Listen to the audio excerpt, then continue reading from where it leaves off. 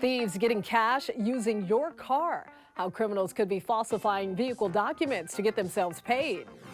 A new role for Paul Rudd, how a young fan got to meet the celebrity and enlisted him to be a part of his own music video. Hello everyone, you're watching The Rundown. I'm Robin Winston. More on those stories coming up in a moment. But first, if you've suffered from a cold recently, you're not alone. Doctors say summer colds are on the rise at rates health experts haven't seen in years. Researchers say positivity rates for some of the viruses that cause the common cold have increased dramatically. According to the CDC, one of those viruses is peaking right now nationwide. Doctors say the end of some pandemic precautions may be to blame. It's basically we are not masking, we're not hand washing as much. If you do have a cough or cold, make sure you hand wash. Up to you if you would like to wear your mask or not. And if you want to avoid a cold entirely, doctors say it's best to wash your hands often and wear a mask in crowded places. Hollywood actors and writers are back on the picket line. SAG-AFTRA joined the WGA on Friday for the first dual strike since 1960. Over the weekend, both unions held a fundraiser for people who are out of work because of the strike. Actors including Natasha Lyonne and Patton Oswalt joined WGA and SAG-AFTRA members in downtown LA. They raised money to cover healthcare costs for those who aren't working while TV and movie productions are on hold. Because of the strike, attendees of San Diego's Comic-Con won't see star-studded guest panels when the big event kicks off Thursday. SAG-AFTRA does not allow union members to participate in any fan events, conventions, or interviews during the strike. While Comic-Con will feel different this year, fans believe the convention center will still be the place to be. It doesn't really change my perception of going. With the strike going on, I believe that Comic-Con is really just gonna kind of go back into what it originally was. Those audiences who love Comic-Con for, say, comic books and the art of comics, it might not matter as much to them. According to Variety, Marvel, Sony, Netflix, HBO, and Universal will not host panels this year. Comcast, a corporation that owns our parent company, NBC Universal, is one of the entertainment companies represented by the Alliance of Motion Picture and Television Producers. Some employees of the NBC News Group are also represented by the WGA and SAG-AFTRA. We're monitoring 4 wildfires burning in Riverside County. The largest is the Rabbit Fire burning in Moreno Valley. It burned at least 7,600 acres. Crews are making good progress fighting the flames despite dealing with triple-digit temperatures. With wildfires already starting up early, thousands of federal firefighters could walk off the job if Congress doesn't pass a permanent pay increase. The National Federation of Federal Employees reports that up to half of the 11,000 firefighters who fight fires on U.S. Forest Service land could resign if they don't get better pay and benefits. Officials say the San Bernardino National Forest had about 42 resignations in 48 hours. Many of them are leaving to work for CAL FIRE. We're not done with the heat just yet. How hot will it get in your neighborhood? Here's meteorologist Belinda De Leon to answer that in your first alert forecast. Hi everyone, can you believe we're more than halfway done with July? Even though it started off cooler than normal when we take a look at recap of the month, well, the past week we've been stuck under a heat wave, and that's why the temperatures have been above normal for this time of year. Well, we continue to see those above normal temperatures for the start of the week. Excessive heat warnings and heat advisories will be in effect all the way through Tuesday evening. Temperatures during the day in these areas will be reaching between 95 to 115 degrees. At that level, we continue to see the risk for heat illness. Fire danger will be elevated. So please hydrate and continue to practice good heat safety. Stay cool. Now for the rest of the week, well, the temperatures are going to ramp back up again. Look at the trend in Riverside. By Thursday, we're at 104. And as we head into the weekend, we're looking at a high of around 105. Summer is here. Take care.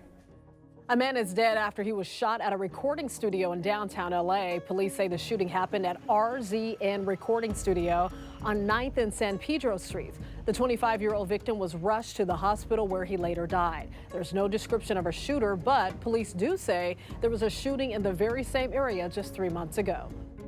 A California woman kidnapped in Mexico is back home after spending 8 months in captivity. Authorities released this video of her suspected kidnappers. Monica de Leon Barba was abducted in Jalisco last November while walking her dog. Barba is an American citizen and splits her time between Mexico and her home in the Bay Area. The FBI says she was released by her captors on Friday night. No arrests have been made, and authorities are still investigating her kidnapping. Meantime, a Southern California family is still waiting for the safe return of their loved one who was also kidnapped in Mexico. More than 5 months have passed since Maria del Carmen Lopez was taken from her Colima home. Her family still has faith she's alive. A Southern California gardener was seriously injured after picking up an object on a lawn. Well, it turns out it was a leftover firework, which ended up exploding in his hands. It was all caught on a neighbor's camera. Hector Mayoral was working last weekend in a Torrance neighborhood. After the explosion, he says he now only sees black in his right eye. The other eye is blurry, and he lost his fingers. I know my hand is gone, but I hope God will return my eyesight. You see an injury like that, and you don't want to ever touch another firework as long as you live, ever again. A GoFundMe account has been set up to help raise funds for Hector's medical expenses. A warning for all car owners. Criminals are now trying to clone the vehicle identification numbers of cars owned by other people so they can fraudulently put a lien on the cars to get cash. A family in Phoenix tried to sell a 2015 Chevy pickup truck. When they went to the DMV to transfer the title, they were told they couldn't because there was a $12,000 lien. Well, it turns out someone got the truck's VIN number and created fraudulent documents to take out a $4,000 loan on the truck. Was a fake bill of sale, a fake title, had all of the right stuff. The loan went into default, leading to a repo notice being put on the truck. The victims are now in talks with officials, but they can't sell their car until the investigation is done. The state is rolling out a new campaign to encourage drivers to slow down and keep their neighborhoods safe. It's called Better Slow Than Sorry. Officials say speeding has led to an increased number of traffic deaths. In fact, speed-related crashes accounted for 35% of all traffic deaths in California in 2021. And over the last 4th of July holiday, the CHP issued nearly 10,000 speeding tickets. A huge celebration for Mexico's win of the CONCACAF Gold Cup. Soccer fans ran into the streets in Huntington Park to show their excitement. A lot of happy people danced and partied Sunday night after Mexico took down Panama during the Gold Cup match at SoFi Stadium. This is a record 9th Gold Cup title for Mexico. Their last win was 4 years ago. Mexico, Mexico, Mexico. So happy, it was about time we got a championship. The celebration in Huntington Park started off in good fun, but there was also this. People did donuts in the streets and set off fireworks. Police stepped in to stop that. Nearly 24 kids with visual impairment got to take part in a special music lesson at Torrance Airport. 2 organizations, Partners for Pediatric Vision and Vistas for Children, partnered to host free ukulele lessons. NBC4's photojournalist J.R. Hall was there over the weekend to witness all the fun. Here's a down-up slap with a full hand. With a knuckle. Perfect. Down, down, down, down. Today we had our children with visual impairment enjoying ukulele lessons. It's called Notes Bring Hope. And we also have a tour of the Western Museum of Flight, which is a touch tour for our children with visual impairment. It's extremely heartwarming. Not only are they just sheerly enjoying it, but they're learning social skills, listening skills. You can just see them bloom, their self-esteem. They're making new friends today, and I think it's actually really special that the families get to see their children thrive in this environment with sighted peers and non-sighted peers. I think that music is a great equalizer because you're right, music can be felt and touched, and learning how to play the ukulele in particular. It's a simple instrument, so they're learning about where to put their fingers on the ukulele and how to play and how to strum, and it's very empowering empowering for them. It's a simple introduction for a lot of them into music, and I think it really gets them excited.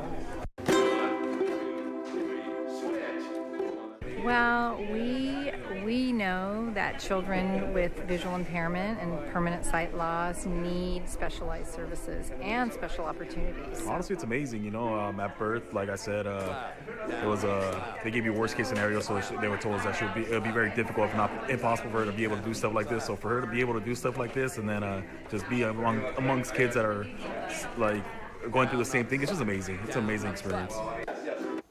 Amazing indeed. They sound great. Teachers can get a discount on back-to-school shopping at Target. In previous years, the discount was only valid for school supplies, but this year it's being applied store-wide. The 20% off discount can only be used once. It's being offered to teachers who have Target's Circle app. The special deal is also being offered to college students. The promotion runs through August 26th. Here's another reason to love actor Paul Rudd. A fan asked him to be in his music video, and Paul said yes. He played an awkward mailman. Oh no. God, this is for Cloud. No, that's Claude. That's me. This is for me. What? Yeah. Oh. Claude, yeah. That's covering the D. Yeah. Claude. That's right. Claude spotted Paul at a Taylor Swift concert and told him he wrote a song called Paul Rudd. And he was so surprised when the actor agreed to be part of this music video. Claude said filming this with Paul Rudd was the best day of his life. I can see why. That's pretty cool. You can always get news and weather updates on the NBCLA app and our website, NBCLA.com. And be sure to tune into Today in LA on NBC4 weekdays 4 to 7 a.m. I'll be helping you get around with traffic reports throughout the morning. I'll see you next time on The Rundown.